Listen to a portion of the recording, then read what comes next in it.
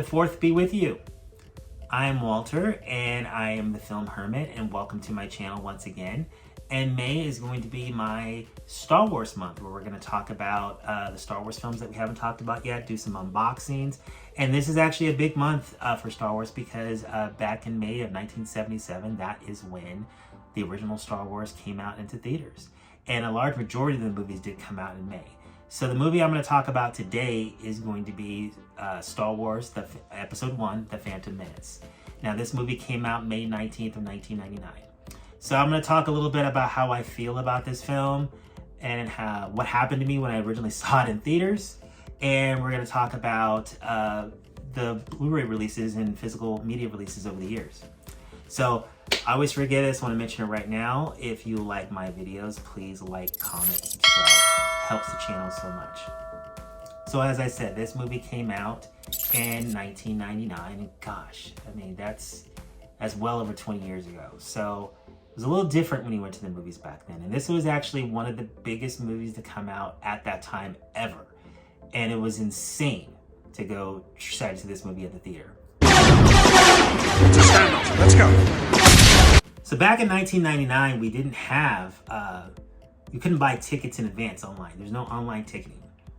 So this movie was so big, we all had to go to the theater about 3 weeks before the movie premiered, just to wait in line to buy tickets. So I remember a bunch of my friends, we all went there, we waited in line for hours. So we got our tickets, we got physical tickets, and then the plan was, the day that movie came out, which I believe was the 19th, we probably saw it on that Thursday, probably the 18th. We were gonna wait in line the whole day to see this movie. So, waited in line for hours, got the tickets, a couple weeks, 3 weeks later, had all day waiting in line. So, there was a bunch of us going to see the movie, and it was like a bunch of us, and then some of the wives, some of the girlfriends were there too, but they showed up much later. So it was a long day. If you've ever been to Fresno, Fresno's not it's a very hot city, especially in May. So it was really hot sitting out there all day. But that's how we did it in the 90s.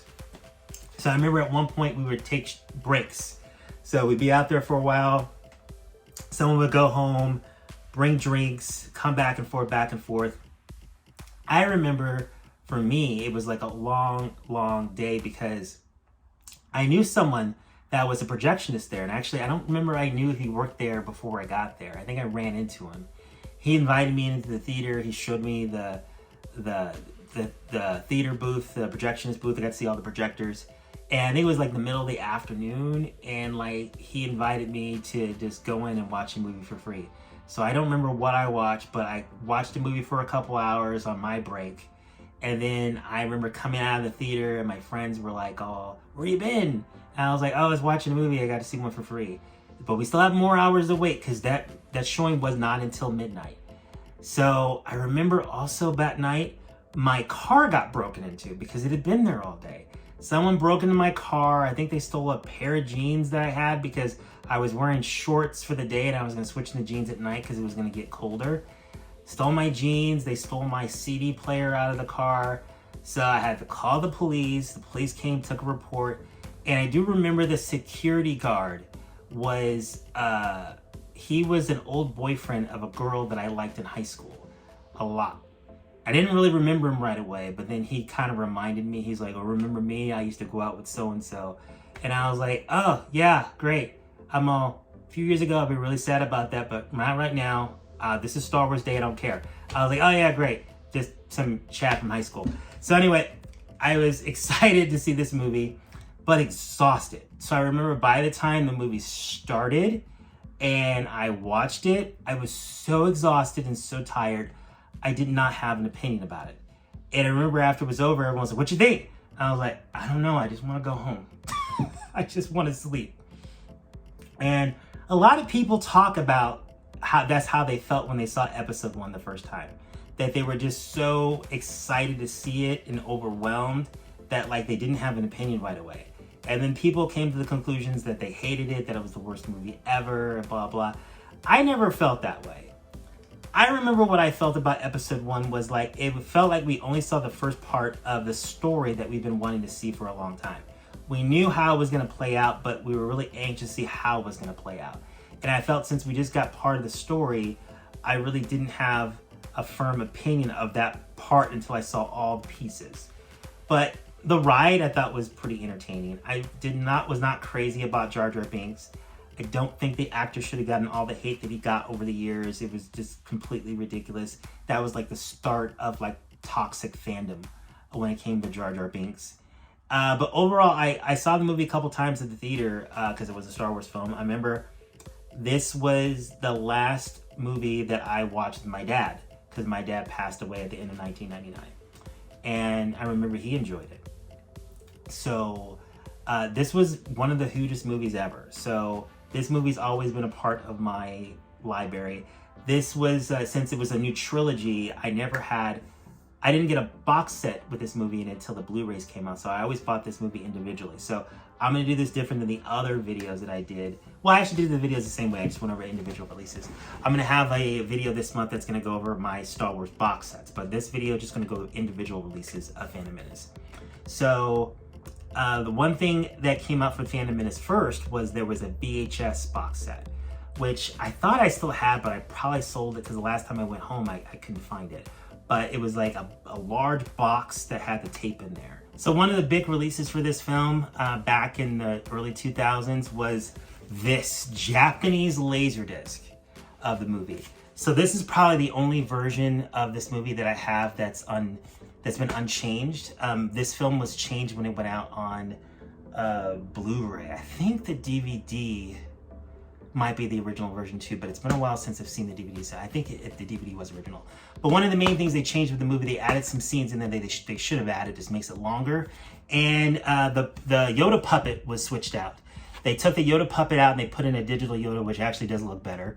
But it's just nice to have like the original version of the movie. I remember this was the only way of getting the original soundtrack. This Laserdisc it sounded really good back in the day. I'm pretty sure that the new Blu-ray and 4K will blow this disc away, but this is kind of a collector's item. And I made sure that when I had to get rid of a lot of my Laserdiscs, I held on to this one. So I don't remember how much this costed, but this was the last Star Wars movie I remember that came out on Laserdisc. All the other ones were DVD and Blu-ray going forward. So that's my episode 1 Japanese Laserdisc. Let me know in the comments if you guys ever heard of this or you have it. Okay, so then this is the DVD of episode 1. I forget what year it came out. I'll put it in the text here. But this is the DVD of the film. One of the major things with this DVD is a 2-disc edition. And it actually had a really great documentary that comes in 3 parts. And for a while, it was the only way to check this documentary out. I think they added it to the new Blu-ray and 4K releases. But when this came out in the regular Blu-ray box set, it wasn't available. But it goes almost like a day-to-day telling of the making of this film and what was all involved with it. So I looked up a couple of facts about the movie. Apparently, Liam Neeson decided to do the movie without reading the script. He was so excited to be in the movie. And apparently Ewan McGregor, when he did his lightsaber battles, he would actually make the sound of the lightsaber when he did it. And I guess George Lucas had to tell him, we're gonna have the sound effects later. You don't have to do it yourself with your voice. I guess he said, he was quoted saying he just got swept away. Really excited to see the Obi-Wan series that's premiering at the end of the month. Apparently Ewan McGregor is coming back. Of course, he's playing Obi-Wan. And we're also getting Hayden Christensen back. He's going to play Darth Vader. And there's rumors that maybe even Liam Neeson will be in it as well. So the first episode's going to have 2 parts. So one thing that I hate about these Disney Plus series is have to watch them week to week. But at least if we get 2 episodes together, it's going to feel like a little bit of a movie. We get 2 hours. Really excited about that. I believe it's the 27th that premieres. It's the next big Disney Plus series after Moon Knight ends. I don't know why I'm wearing a Marvel shirt, even though I'm talking about Star Wars, but I'll correct that for the next time. So, the next release would have been the Blu-ray box set, which I don't have here. I'll go over that in my Blu-ray Star Wars box set video. But after they did the Blu-ray box set, they did a Blu-ray Steelbook, which I was not going to get because I wasn't crazy about the artwork, because they just had characters in the front, even though Darth Maul's pretty cool. And so another thing about that movie, the first time we saw that lightsaber battle with Darth Maul and Obi-Wan and Qui-Gon Jinn, it's so funny. So this is the Blu-ray Steelbook of Star Wars Episode 1. And then we're going to do an unboxing of the 4K Steelbook of Episode 1, which I've had a few months and I haven't opened it yet. So it'll be a good time to check it out and see what I think about it. So let's take a look at that. Okay, so I usually don't do unboxings for Laserdiscs, but this is a special occasion. It's May, it's Star Wars, so I figured why not.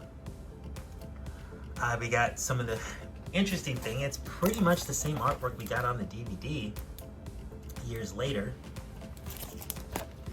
There's not much to see here, but look at the back. And a lot of the text on here is in Japanese, except for the cast list. And we got a picture of the famous Darth Maul battle, Duel of the Fates. And we open it up here. Believe this is a 2-disc Laserdisc. And it's got a really nice landscape up here of Naboo. This is one of the first movies that had a lot of digital effects when it came to backgrounds and the matte paints. Everything was digital. A lot of this film was shot on green screen. And I find it very interesting now, like over the years, a lot of people have changed their opinion about this movie, because when it came out, people were so angry about it. But now, a lot of the people that were kids when the movie came out love it. So that might happen with the new sequel trilogy in like 10 years or so.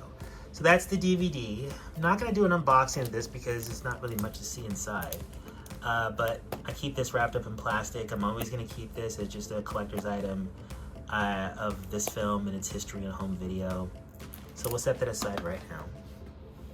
And we'll take a look at the Blu-ray Steelbook. And it's some nice art there with Darth Maul. The thing I didn't like about this release, it didn't have a digital copy and it didn't have the original posters on the front, but it did have some nice embossing on the front.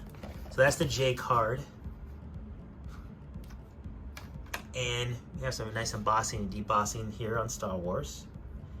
And you have the red matching the face of Darth Maul. We have a spine here that's red that matches. And of course, the thing I love about these steelbooks is you have the original poster, or at least a variation of the original poster, on the back. So that's just very, very beautiful. But still think they should have put this in the front. And that's what they did with, let me just drop it, and that's what they did with the poster for the UK one.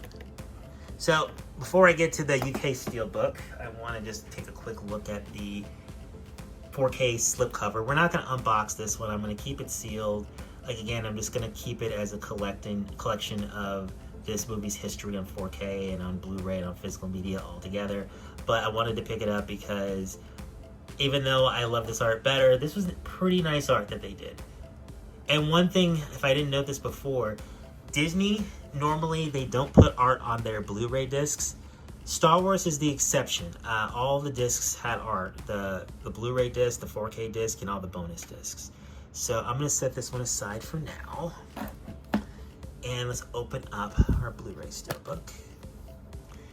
And let's go ahead and pop that out of here.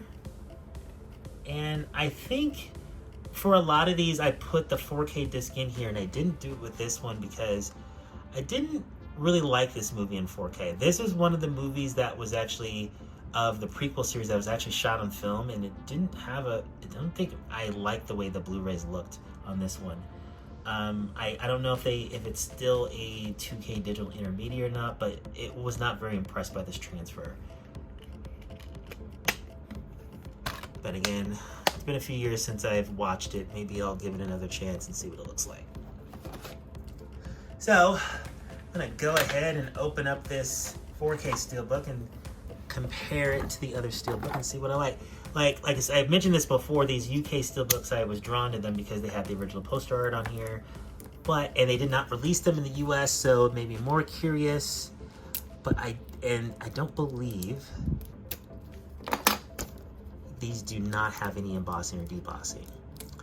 And all the films on Steelbook sold out except for the sequel trilogy. They're still available on Zavi, but the prequels are gone, even though people say they hate them. And the original trilogy, of course, is gone.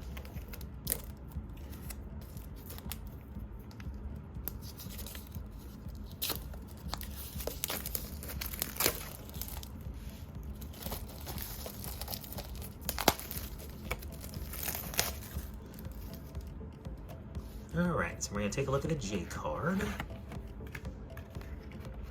This goes over the 4K disc, has a Blu-ray disc, blah, blah, blah. Nice. I really like that art. I really do. Let me just quickly compare it to the art on the back here. It's the same image, just not blown up as much. I just wish they had put some embossing on there, but it's beautiful. I'm glad I got it. It's a very beautiful release.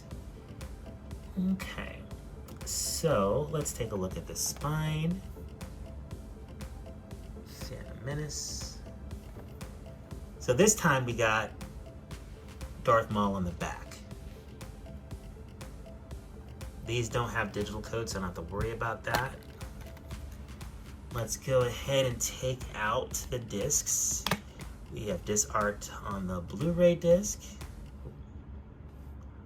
We have disc art on the 4K disc. I still don't understand why we didn't get these steelbooks in the US. I'm thinking Best Buy probably did not want them because they didn't sell all of the saga box sets they had for 4K, and I think it's because people were just burned out on buying these movies. They were upset because we didn't get the original trilogy. I say this over and over again. If they put the original trilogy out unedited and unchanged, non-special editions, they would have sold out. So the question is, which art is better? We got Anakin in his pod during the pod race. I mean, isn't that the same image that's on the back of the laser? Let's take a quick look. Yeah, I mean, it's reversed. We have Anakin over here versus over here, but it's the same image. Very similar image. No, it's the same one. It's kind of like one of these movies that I'm glad I have both versions, because this art's pretty cool too. This is a really great scene in the movie where Anakin meets the Jedi Council. And I like it when it's a scene from the film with actual characters. This one, of course, is a scene from the film as well, but you can barely see any of the characters. But it's an action sequence, so it works for me. Overall, good steelbook. It's a fingerprint magnet. It's a gloss paint. But let me know in the comments if you guys were able to pick this one up. Are you interested in it? Do you hate episode 1 so much that you don't want this one?